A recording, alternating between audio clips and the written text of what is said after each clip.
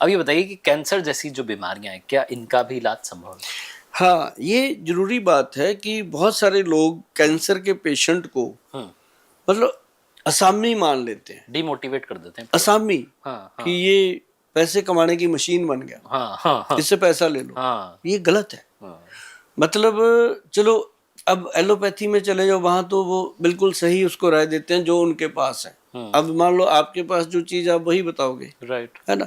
तो उनके पास है कीमो है, रेडियोथेरेपी है, वो उनको बता देते हैं पूरी ईमानदारी से कि ऐसे ऐसे होगा, ये होगा, यू ये stage, decided, you right, decided, right, ठीक है। कर करा के वो उसके बाद उसको ये भी बता देते हैं कि अब 40-50 दिन की जिंदगी है, इसकी सेवा कर लो।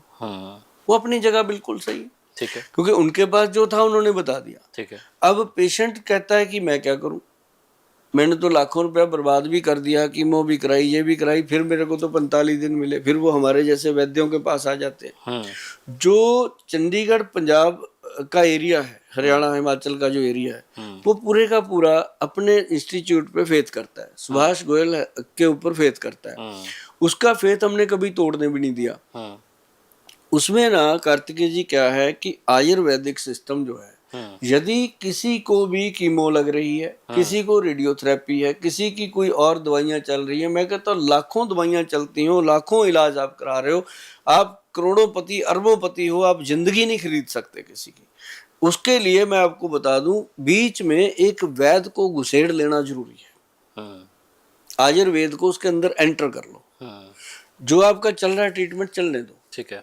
उसके अंदर आयुर्वेद में क्या है, एक सबसे बड़ी महत्वपूर्ण चीज है जी, CA7 विन कैप्सूल है, CA7 विन पाउडर है। उसके अंदर ग्रंथ का योग है जी, ये कोई हमारी अपनी प्रॉपर्टी नहीं है कि हम कहेंगे कि हमारे से ही मिलेगा। ये ग्रंथ का योग है। बहुत सारे विद्वान लोग हैं इसको बनाते हैं। जब ऐसे मैं बोलता हूँ ना जी, बहुत सारे जो वैद्य हैं बनाते हैं, लोगों को देते हैं। अब कैंसर के पेशेंट को ही देंगे और क्या करेंगे, है ना। मैं तो इसलिए बताता रहता हूँ कि मरीज को ही देंगे और क्या इसका किला बना लेंगे, तो वो देते हैं। तो अब देखो कार्तिकेय जी, 140 करोड़ की आबादी हो गई है अपने देश की। राइट। एक केला सुभाष गोयल कितने लोगों को दे सकता है? नहीं ना।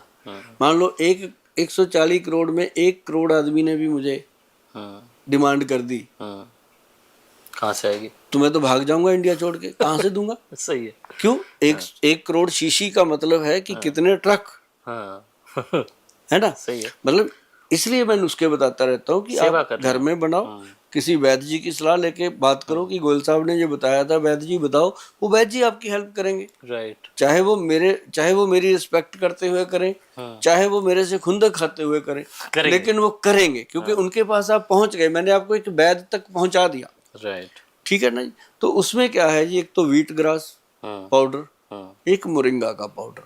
जब भी कैंसर रोग के बारे में पता चलता है, ये दो चीजें विधिवत देनी शुरू कर दो। इसके ऊपर कोई भी ऐसी औषध नहीं है जो कैंसर रोग से लड़ने की शक्ति रखती हो। ये आपको उतनी ही एनर्जी देती रहेगी।